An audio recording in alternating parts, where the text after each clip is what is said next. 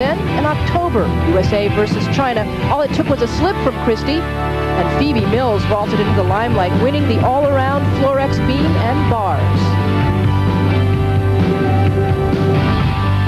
Sometimes we might get a little jealous of each other if one learns a new trick, and we've been working on it too. And they watch each other just like little hawks. And if one of them did something better, oh, the other ones want to do better. So the progress and the competition really is generating that great progress, what is so badly needed in gymnastics.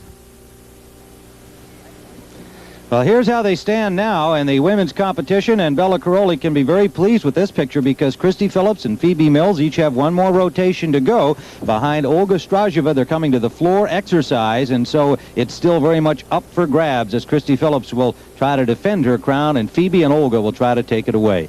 The men's picture looks like this. Remember, they have 6 different events as opposed to 4 for the women, and Brian Ginsberg, somewhat of a surprise leader here, although he was a silver medalist a year ago at the American Cup, and Scott Johnson right behind him, followed by Vladimir Gogoladze. They have the high bar remaining in the final event, and there is Phoebe Mills with Bella Caroli as they await the final rotation here live in Fairfax, Virginia.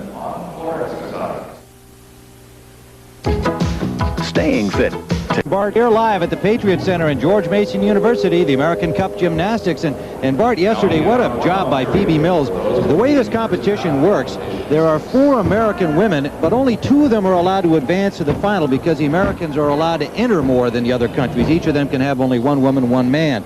Therefore, it became a battle between the 4 American girls, included Jennifer Say and Hope Spivey, as to who would make it to the final. Well, Phoebe Mills, with the floor exercise remaining, came up with an absolutely incredible performance and just snuck into the final. And she really needed this performance because you'll notice that when she did her floor exercise yesterday, she was up against the wall. She needed a score of at least 9.75 to squeak in to beat out Hope Spivey, who had the meat of her life. She finished her exercise with a strong double back and just barely made it. And most people had already considered that just guaranteed Phoebe and Christy would be the 2 Americans who make it through to the finals. Well, it wasn't so. It was a little hairy yesterday. That's for sure. Jennifer Say and Hope Spivey both competing very hard to be the American representatives in this final round of only 8 women from around the world. Gymnasts here from 21 different countries, a very colorful show for a sellout crowd at the Patriot Center at George Mason University, Fairfax, Virginia, not too far from the nation's capital, Washington, D.C. This has been the home of the American Cup the past couple of years, and this has been a good, friendly place for you in terms of the competition itself. Bart, a 3-time winner. What's special about the American Cup? Well, this is one of the most important international invitationals. There are a few. The Chunichi Cup in Japan, the Moscow News in the Soviet Union, and this event. It's very important in terms of building an international reputation. A winner here could go on to be world and Olympic champion. Well, we have the final rotation, as it's called in gymnastics, coming up. Now, what does that mean specifically for the women? It is the floor exercise, the final of their 4 events. For the men, it will be the exciting and often dangerous high bar, horizontal bar competition. That is the final event in their 6 apparati. And on the high bar, you can expect the crowd to really get into this because you have all of the daring do that you can muster in gymnastics when these men take to the high bar. You're looking at Scott Johnson, a member of the gold medal winning Olympic team. And after the Olympics, Johnson himself somewhat swept up in the post-Olympic hoopla, and his gymnastics suffered, but he's really been coming along well. He's back on track, and we asked him if he felt this year would be a good one for him. I feel stronger than I ever have been. I'm more flexible than I ever have been. My skills, I think, are technically better than they ever have been. So my gymnastics career is definitely on the uphill climb, and I think that hopefully by the '88 Olympics I'll be peaking. Second place with 48.3 for the United Well, there is Scott Johnson, currently in 2nd place behind his teammate Brian Ginsberg, and coming into the final event for him and the men on the high bar, member of that 1984 Olympic gold medal team with our own Bart Connor. And Bart, how would you rate Scott on the high bar? Is this one of his stronger events? Is it in the middle of his group? How would you describe it? Actually, I'd say it's a pretty good event for Scott. And except the whole thing about high bar, which makes it really hairy, is every good meet comes down to who's going to hang on to the high bar on the big release moves. Gogaladze, Scott Johnson, Brian Ginsberg, they're all chucking some of the very difficult moves. So some of those, you invite a little inconsistency, and if Scott can hang on to his release moves, I think he'll be in good shape. It's going to come down to whether he nails his triple back. He and Gogaladze are both doing the triple flyaway dismount, and you got to stick the landings if you want to win this event. Well, he was second overall in the qualifying to Gogaladze yesterday, and he was tied for second on this high bar event with a 9.7 yesterday. So Scott Johnson will be first up on the horizontal bar. The final rotation here live from Fairfax. We'll be back with the action in a moment. Seat in the house for the much-awaited super fight. Fernand Butler, we are live from the Patriot Center, George Mason University, awaiting the final rotation. And we'll begin with the men. Scott Johnson of the United States will be first up.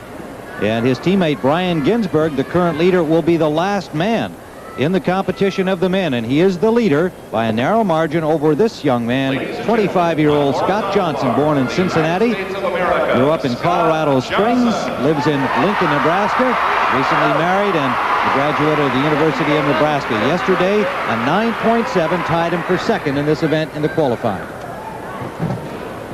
We're going to know how Scott's going to do right here at the top.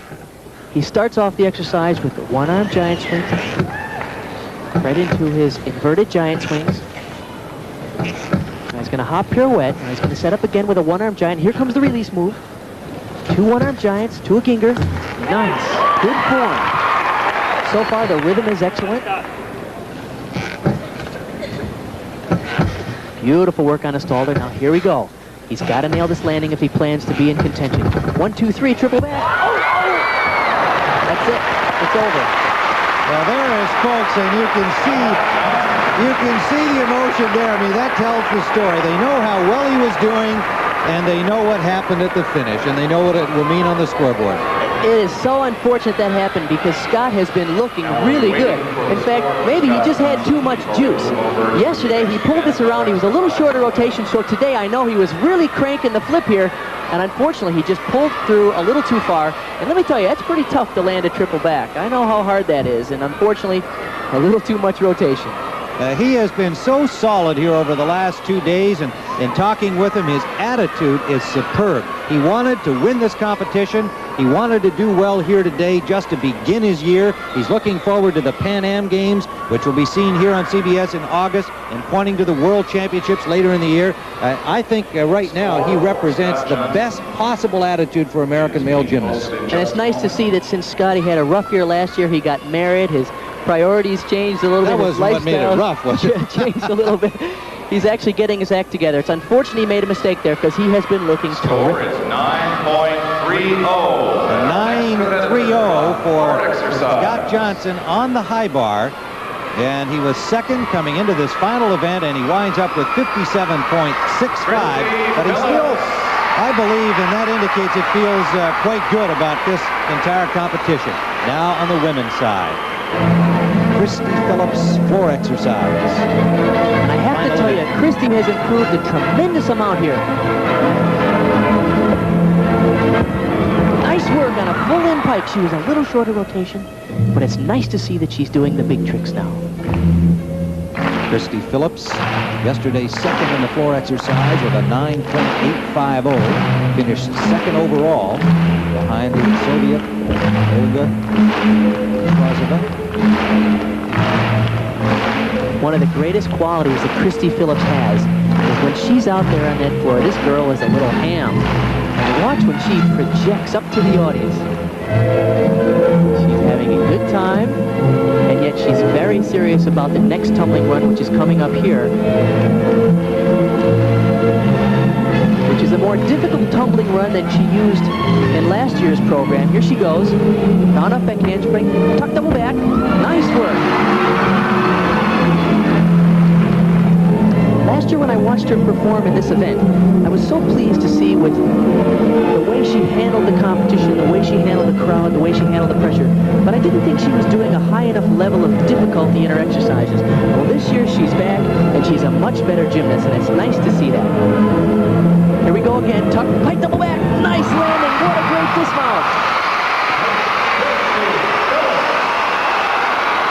Christy's proud parents looking on, and Bella Caroli, her coach. I think it's good job. Good, good. Wave to the people. Hey. Bella Caroli with Christy Phillips and Phoebe Mills both looking hot in this competition. 14-year-old Christy Phillips, the defending champion from Baton Rouge, Louisiana, now living in Houston where she trains with Caroli, a 9th grade student. This is a very important part of her exercise because last year she dismounted with a very easy double twist. This year she is really challenging the big difficulty. If she wants to be an Olympic contender, she has to be able to pull off these kind of moves at the end of a routine, and obviously she and Bella Caroli know that it's important for her program. Nice landing, what a great dismount. This is looking back at Bella as he reacted. I referred to him as the Ion Tiriac of gymnastics. That reference to, of course, the Romanian tennis manager, coach, former player Ion Tiriac, himself a Romanian who coached so successfully Guillermo Vilas and now has the exciting Boris Becker. And with the mustache and all, it's an easy comparison to make, and they both agonized through their respective athletes' performance. Christy Phillips, and in this case with Bella Caroli, he's got to agonize through Phoebe Mills' performance as well. 9 points. Here are the scores for Christy Phillips. 9-7-7-5. You saw the disappointment on the face of Christy Phillips. She will continue to trail the Soviet Olga Strajeva, who has yet to perform on the floor exercise. We'll be back with more of the McDonald's American Cup after this message and a word from your local station. Tim Ryan, Bart Connor, and Ann Butler back here live at George Mason University in Fairfax, Virginia, where Augustina Badja has just completed her free exercise routine. And Badja, the 15-year-old Romanian, having an excellent meet as well. The leader remains the Soviet Olga Strajeva, and the defending champion Christy Phillips not happy at all with the score she received for her final rotation on the floor, 9.775. Yesterday, a better day for her on the floor, and she was clearly disappointed. Well, actually, you know, she did a good exercise, and she did leave a little room open for Olga Strajeva, and I think that's what's worried her. Both Phoebe and Olga have a shot at edging her out if they really nail their floor exercise routines coming up. You saw the standings as they are at the moment. Olga led coming into the final rotation. In that graphic material you just saw, she shows second place, and that is because she is just now about to compete in the floor. And let's keep in mind the score that she needs to get to beat Christy Phillips, a 9.725. She did not achieve yesterday. She actually had a mistake in the first tumbling run. 9.575 was her score. And it's all going to come down to whether she nails that first tumbling run, and we'll know right at the beginning. Yesterday, as we mentioned earlier, the mistake she made was going out of the boundary line over on the far corner away from our broadcast position with a very difficult tumbling run that left her just a little too far. She was attempting a double front somersault, which is very difficult to spot the landing on. She's going to do it today on her first tumbling run again, and if she makes it, I think she's going to be home free. Olga Strajeva, 14 years of age, from Zaporozhye in the Ukraine. Okay, here we go. It's all right here. Handspring, front handspring, double front, forward roll, and she's still in bounds. Okay. 3 back handsprings, Arabian double front. What a terrific tumbling run.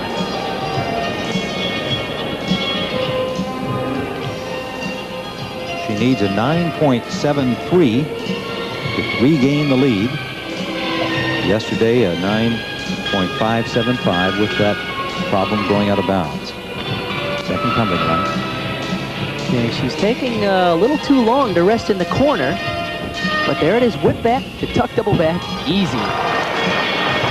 She's a terrific tumbler, and yet she has tremendous expression, a nice body movement, some cute elements, and then right down to some very dramatic elements on the floor. It was another Olga who started this whole gymnastics craze from the Soviet Union, Olga Korbut. Perhaps we're looking at another one here. Olga Strajeva. This girl has every one of the important qualities to be the next world or Olympic champion. Right here, here's the big dismount. Back handspring, full twisting, double back. She's a little short, but she didn't put her hands down. That's going to score well.